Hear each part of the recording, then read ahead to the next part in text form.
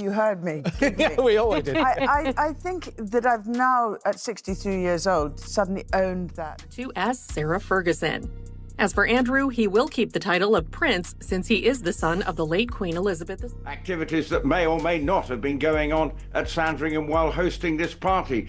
A 2 a.m. flight, no sleep for 36 hours, and Prince Harry's about to find out everything he thought he knew about his wife might not be what it seemed. See, this wasn't some planned trip or royal duty. This was an emergency. Sarah Ferguson had just gone on Piers Morgan's podcast and said something that would blow Harry's entire world apart. She didn't just drop hints or play games. She flat out said Meghan was in Andrew's circle way back when, and she's got the receipts to back it up. Letters, recordings, driver logs, the whole thing. And here's what makes this absolutely insane. Harry spent years defending Meghan, burning every bridge with his family, walking away from everything to protect her. And now he's on a plane racing back to London to find out if everything he believed was wrong. What Sarah had waiting for Harry in that room. It's the kind of thing you can't unsee. The kind of information that doesn't just change a marriage. It started in the dead of night, the kind of hour when bad news always lands harder. No sleep, no warning, no chance to prepare. One call, one message passed through intermediaries who never deliver anything good. This wasn't about duty or reconciliation. This was about damage control, panic, and truth clawing its way out after years of silence. Harry wasn't flying home because he wanted to. He was flying because he had to, because something had finally been said out loud that couldn't be taken back. And she knows it. Many of you have seen this picture already. You see that there's Meghan with her. It rewrites your entire life. But what Sarah had waiting for Harry in that room, you're not ready for this. Hit subscribe and turn on notifications so you don't miss what happens next. And drop a like if you're already hooked. Now, let's get into it. So, here's how it went down.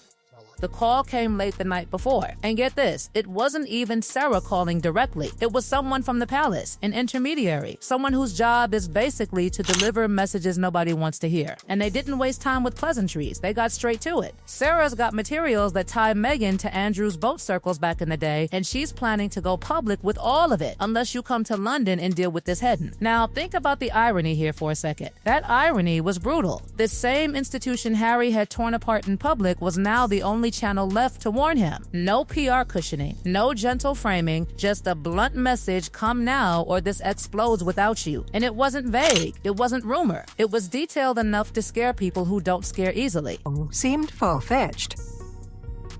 However, as time went on, her choice of clothing... Harry spent years absolutely trashing Andrew. He's publicly condemned his uncle's behavior, distanced himself as far as possible, walked away from the entire royal institution, partly because of how toxic it all became. And now he's rushing back to that same world, flying straight into the mess he escaped, all because of Andrew, the same uncle he wanted nothing to do with. The panic must have been immediate. That panic wasn't just fear, it was contradiction. Everything Harry had said, every stand he'd taken, every bridge he'd burned, suddenly it all led back to the one name he thought he'd erased from his life. And this time, it wasn't about Andrew alone. It was about who else had been standing in that circle. Unseen, unspoken, and unexplained. Truth about the circles they both moved in long before Meghan married Harry.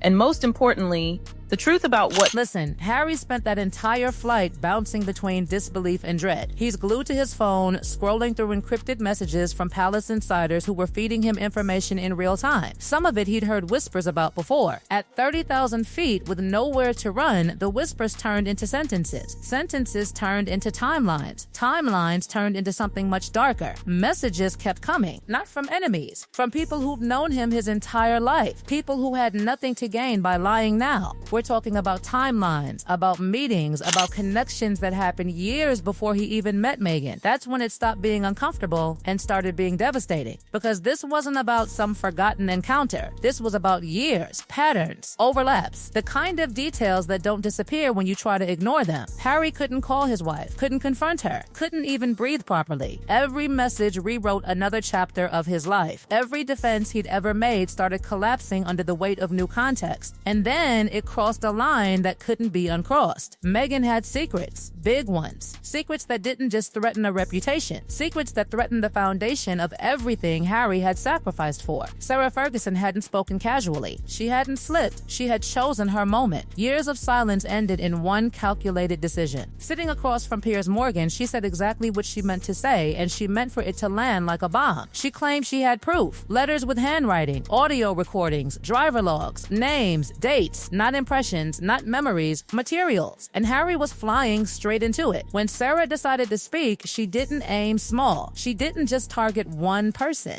She positioned the story so that no one could escape cleanly. If the palace defended one side, it exposed the other. If they attacked her, she had more. If they stayed silent, the narrative grew on its own. And Harry, unlike the palace, had no shield, because his entire public life since leaving had been built on one story. Meghan was wronged. The institution was cruel. He was the one who saw the truth and acted. If that story cracked, everything cracked with it. Sarah didn't rely on memory. She relied on paper, on audio, on logs written by people whose job it was to remember. The letters weren't polite. They weren't distant. They referenced private jokes, specific places, familiar nicknames, details that only come from time spent together away from cameras. Then came the recordings, actual voices, relaxed, familiar, comfortable. You can explain away a photo, you can debate a letter, but voice doesn't lie quietly. Once you hear it, it stays with you. And then there were the driver logs, not stories, not accusations, records, repeated entries, same name, same protocols, same level of discretion. Patterns don't happen by accident. Harry told himself maybe it was nothing. Maybe there was an explanation. Maybe it ended long before he came into the picture. Then the messages came with dates. Photos from 2009, metadata intact. Meghan standing close to Andrew, relaxed, familiar. 3 years before Harry ever met her. Then worse, the overlap. Trips that continued, visits that didn't stop, connections that extended into years when Harry was already fighting his family for her. She was still visiting Andrew's property 6 months before your engagement. That message didn't blink, it didn't soften, it just existed. 6 months. That's when denial collapsed, because that wasn't about the past anymore. That was about choices made while promising honesty, while demanding trust, while building a future on half-truths. By the time Harry landed, he wasn't racing to stop a scandal. He was racing to confront a reality he'd been shielded from. Royal Lodge wasn't neutral ground, it was part of the story. Sarah didn't dramatize, she placed a folder on the table. Inside were the letters, dated, recent,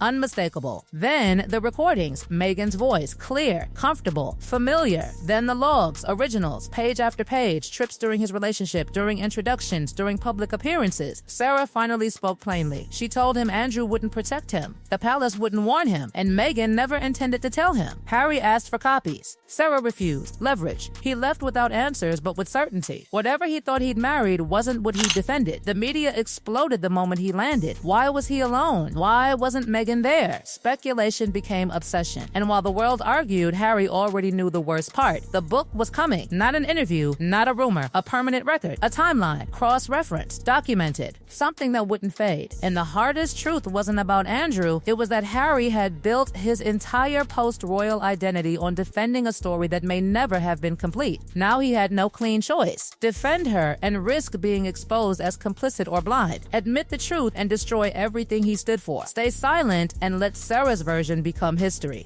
And somewhere in all of this were his children, who would one day read all of it. This wasn't about scandal anymore. It was about whether the life he built was real or manufactured. Harry rushed to the UK believing he could protect her again. What he found was that protection had always been about shielding the past. And now that past wasn't rumor. It was documented, printed, permanent. And when history finally catches up, it doesn't ask for permission. It just arrives. And this story, this one, is far from over. And while Harry remained stranded in London, caught between meetings that led nowhere and silence that said everything, the atmosphere around him kept tightening. Every hour that passed without a decisive move made the story heavier, uglier, harder to escape. Advisors spoke in circles, lawyers measured every word, and yet nothing changed the core reality sitting in Harry's chest. What he had seen couldn't be unseen. What he had heard couldn't be unheard. Back in California, Meghan's silence had stopped reading as confidence. It started to feel calculated, then desperate, then suspicious. No tearful statement. No firm denial of specifics. No direct address of the timeline Sarah had laid out. Just distance, physical and emotional. And distance in moments like this doesn't protect, it exposes. People close to Harry noticed the shift immediately. He wasn't angry in the way they expected. He wasn't explosive or reactive. He was quiet in a way that scared them. The kind of quiet that comes when someone is replaying every conversation they've ever had, searching for moments that suddenly make sense. The pauses, the deflections, the stories that never quite lined up but were brushed aside in the name of love. And that's what made this so devastating. Harry didn't feel like a man betrayed by an enemy. He felt like a man betrayed by his own certainty,